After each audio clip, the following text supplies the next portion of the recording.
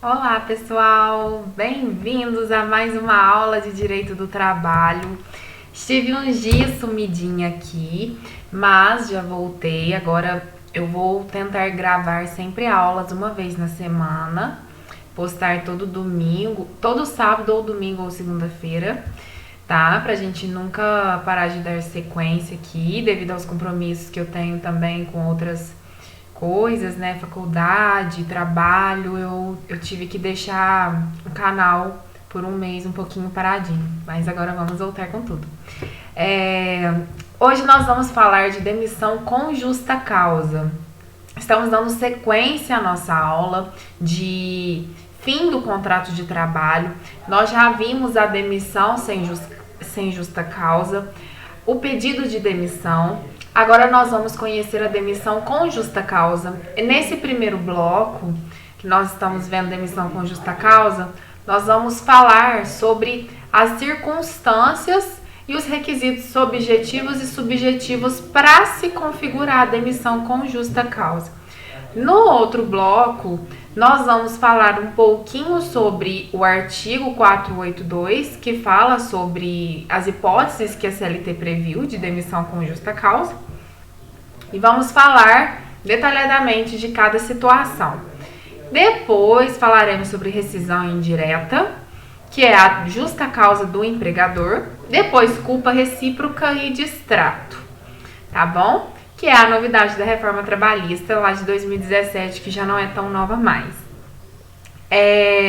Para quem não me conhece, está chegando aqui no canal agora, ainda que não seja um início novo de aula, né, seja uma continuação, mas eu sou Cíntia Figueiredo Mendonça e estou aqui nesse canal fazendo uma sequência de aulas de Direito Material do Trabalho, e também eu tenho intenções de trazer outros tipos de conteúdos aqui, mas eu estou ainda com foco no Direito do Trabalho para não perdermos a sequência, para o canal não ficar bagunçado, mas futuramente eu pretendo trazer outros conteúdos também, sempre voltados a concursos públicos, a ajudas na faculdade, né, para quem está tendo essa matéria durante a faculdade, OAB, para quem está ali estudando mesmo com foco em fazer provas, tá bom?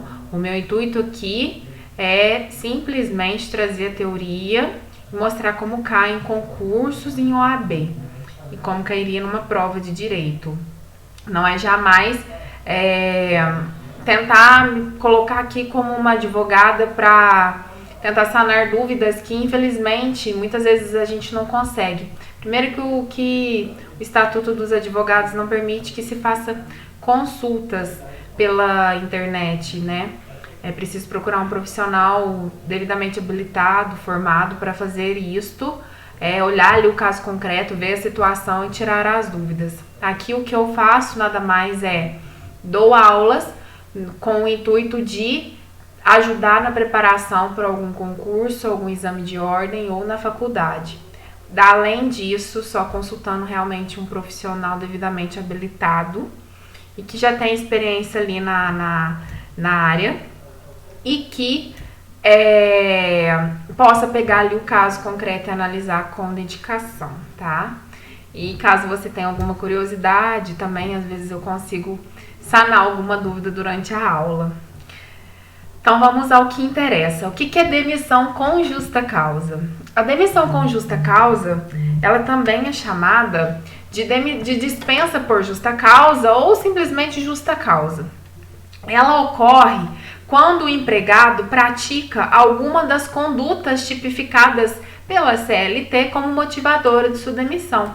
Só que não só na CLT traz hipótese de dispensa por justa causa, como também alguma legislação dispersa que também vou trazer aqui para vocês no final da aula, nessa sequência que vamos fazer de demissão com justa causa.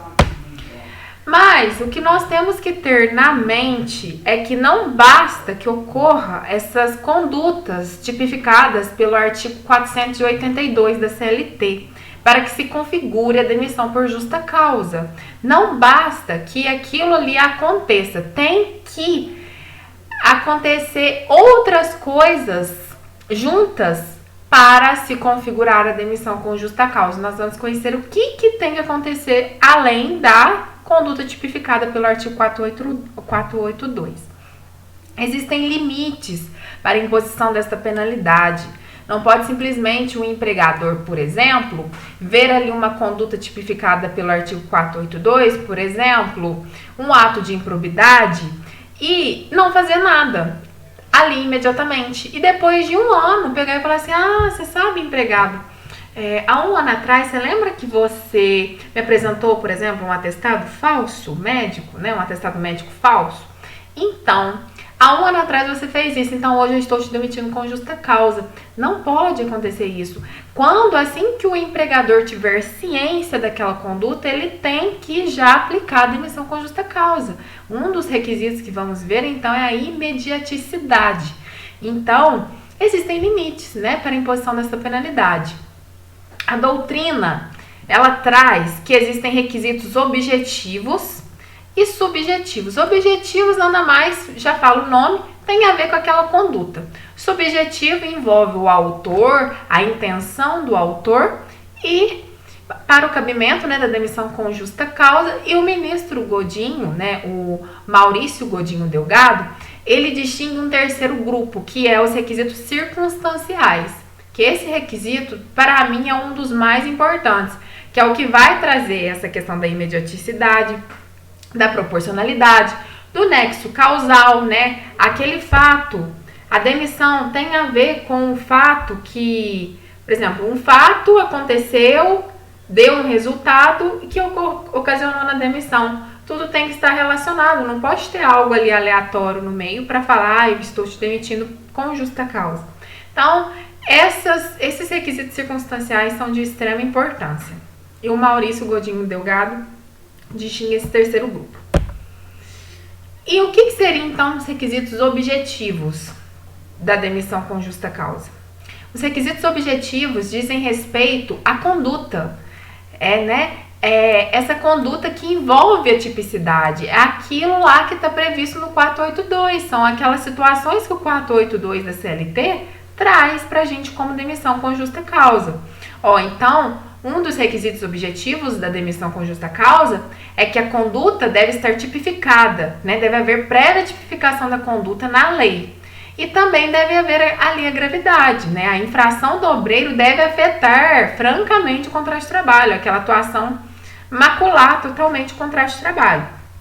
E aí, a tipicidade é a validade da aplicação da demissão por justa causa. Para que haja essa validade de aplicação da demissão por justa causa, é exigido que haja essa previsão legal tipificando a conduta praticada, que nós vamos ver que a maioria delas está no artigo 482. Além disso, deve haver ali a gravidade. O empregador deve dosar corretamente a penalidade, de modo a aplicar a demissão por justa causa quando a conduta de fato justificar a medida. E esse tipo de requisito objetivo e da gravidade também nos lembra muito a proporcionalidade, que aí vai ser um requisito circunstancial.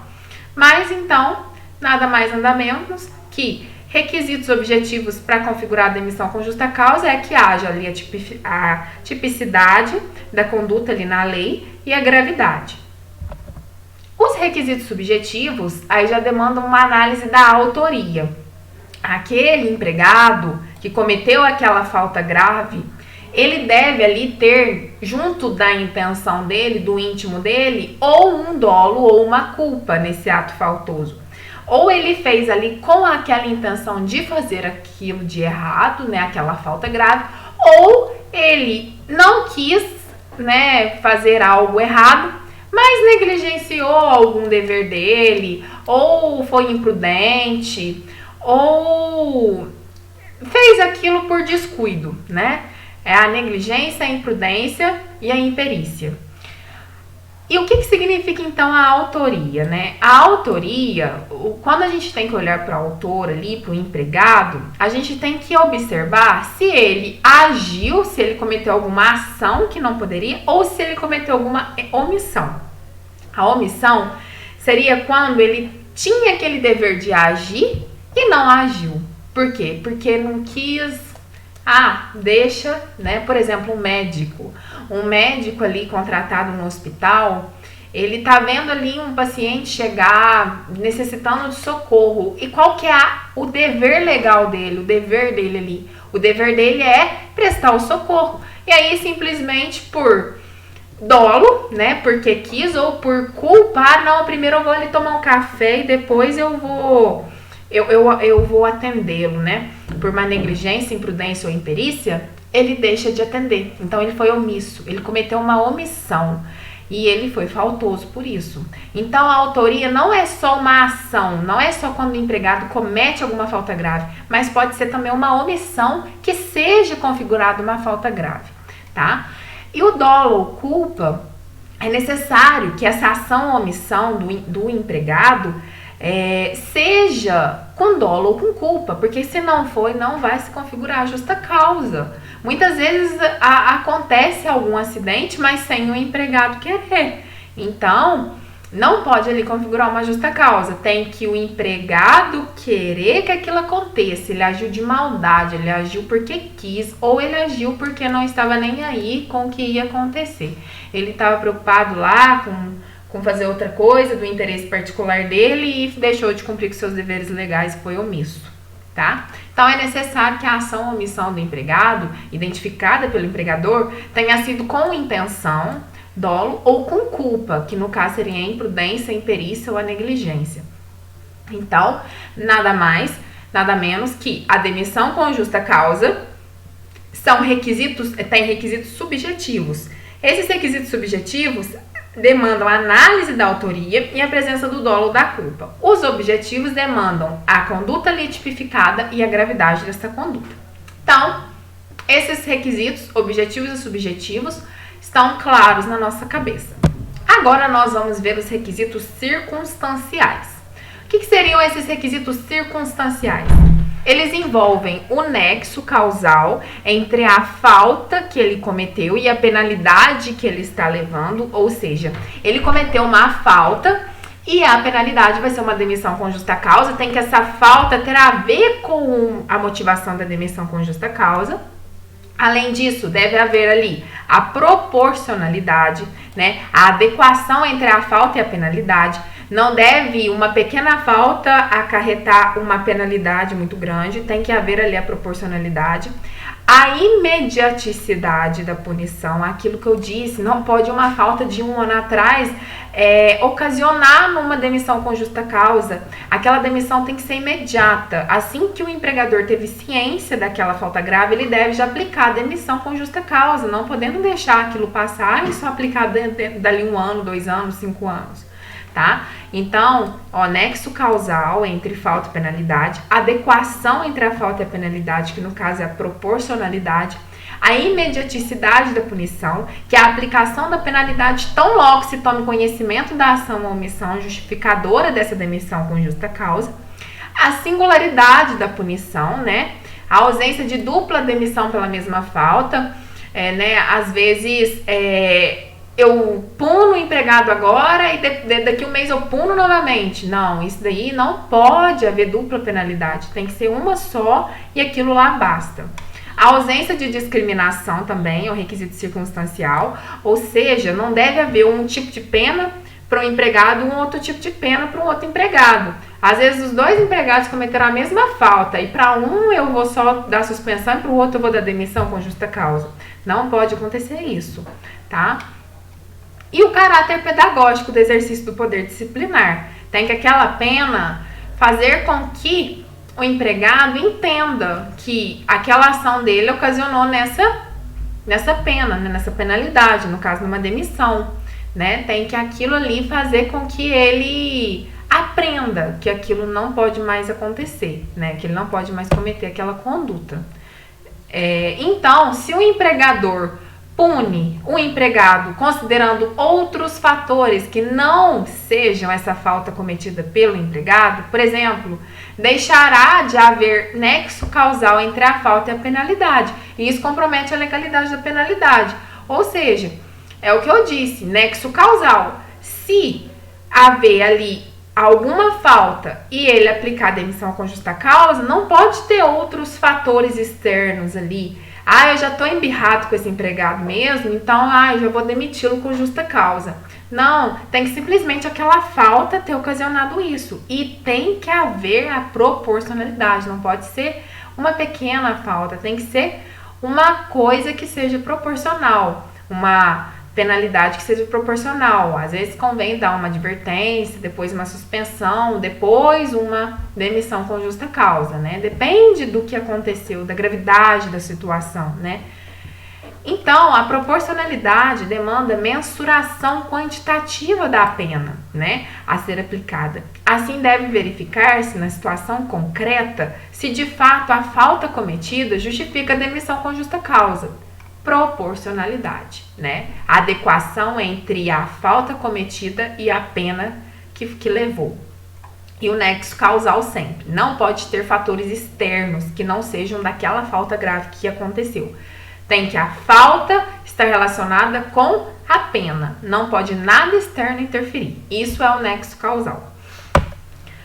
A aplicação da penalidade também, né? Essa aplicação da penalidade de demissão por justa causa pelo empregador deve ocorrer de maneira imediata, é a imediaticidade, sob pena de restar prejudicada a imediaticidade da punição. Porém, nem sempre a conduta grave praticada pelo obreiro será prontamente identificada pelo empregador. Nem sempre o empregador fica sabendo imediatamente quando aquilo acontece. Então, nesses casos, a imediaticidade deve ser analisada não da prática do ato, mas sim da ciência. Assim que o empregador tomou ciência daquilo, aí sim acontece a imediaticidade. Ele tem que agir logo, senão é como se fosse uma prescrição. Não cabe mais ali uma demissão com justa causa. Além disso, a singularidade da punição presta-se a evitar que o obreiro seja punido 2 vezes pela mesma falta. É o famoso non bis in idem, né, do direito. Não pode a mesma falta grave ocasionar duas penas. Isso também é aplicado no direito penal. Deve que uma falta ocasione uma pena, tá?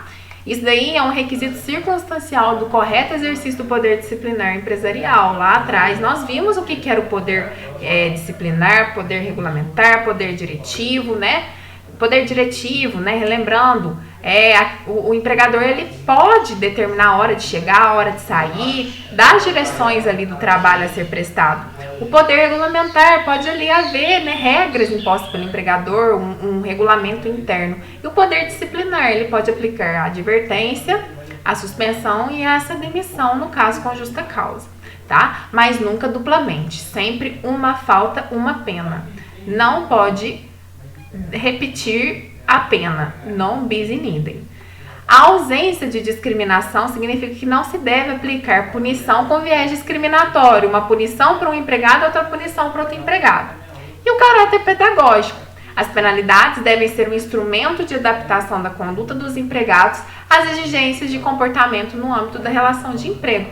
Então, tem que ser uma penalidade que faça com que o empregado aprenda, que adapte aquela conduta. No caso da demissão com justa causa, não vai ter como, né, adaptar aquela conduta mais.